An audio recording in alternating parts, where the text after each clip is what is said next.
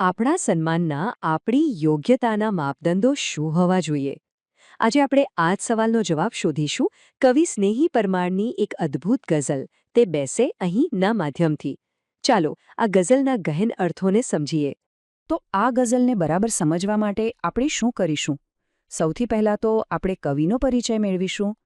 એ પછી ગઝલના જે મુખ્ય વિચારો છે જેમ કે કરુણા, નમ્રતા અને આત્મનિરીક્ષણ એને શેર દર શેર સમજીશું.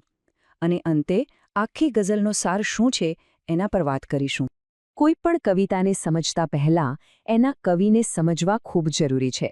તો ચાલો આ અર્થસભર પંક્તિઓ પાછળના સર્જક સ્નેહી પરમારના જીવન અને કવન પર એક નજર નાખીએ. તો સ્નેહી પરમાર, જેમનું પૂરું નામ છે સ્નેહી હરિભાઈ પરમાર, અમરેલી જિલ્લાના સનાણિયા ગામના વતની છે. અને મજાની વાત એ છે કે તેઓ પોતે એક શિક્ષક છે. અને કદાચ એટલે જ તેમની ગઝલોમાં જટિલ ભાવો પણ ખૂબ સરળ અને બોલચાલની ભાષામાં રજૂ થાય છે. પીડા પર્યંત અને યદા તદા ગઝલ જેવા તેમના સંગ્રહો આ વાતની સાબિતી છે. તો આ આખી ગઝલનો મૂળ વિચાર શું છે? એ ખૂબ જ પાયાનો સવાલ પૂછે છે. સમાજમાં જે માન સન્માનનું સ્થાન છે એના પર બેસવાનો હક ખરેખર કોને છે? શું એ સત્તા, પૈસા કે પદથી મળે છે? કવિ કહે છે, ના. સાચી લાયકાત તો માણસના ચારિત્ર્યના ગુણોમાં છુપાયેલી છે. ચાલો જોઈએ કે એ ગુણો કયા છે. હવે આપણે સીધા ગઝલના મર્મમાં પ્રવેશ કરીએ.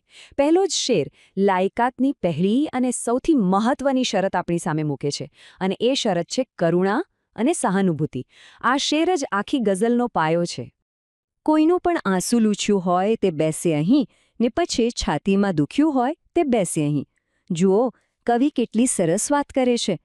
તેઓ કહે છે કે માત્ર કોઈના આંસુ લૂછી નાખવા એટલે કે ખાલી ઉપરછલ્લી મદદ કરી દેવી એ પૂરતું નથી. સાચો હકદાર એ છે જે બીજાના દુઃખમાં ખરેખર ભાગીદાર બને છે, જે બીજાની પીડાને પોતાના હૃદયમાં અનુભવે છે. તે જ આ સ્થાનને લાયક છે. અહીં છાતીમાં દુખ્યું એ શબ્દપ્રયોગ ખૂબ જ મહત્વનો છે. આ માત્ર સહાનુભૂતિ કે દયા નથી. આ એનાથી ઘણું વધારે છે. આ છે બીજાના દુઃખને પોતાનું દુઃખ સમજવાની સંવેદના. અને આ જ સાચી માનવતા અને યોગ્યતાની પહેલી કસોટી છે.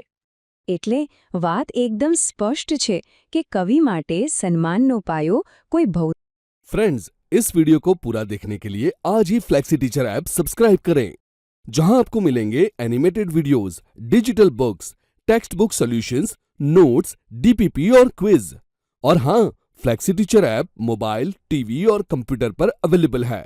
और अगर आपके पास इंटरनेट नहीं है तो तुरंत ऑफलाइन सेट टॉप बॉक्स के लिए संपर्क करें. Flexi teacher, the one you needed.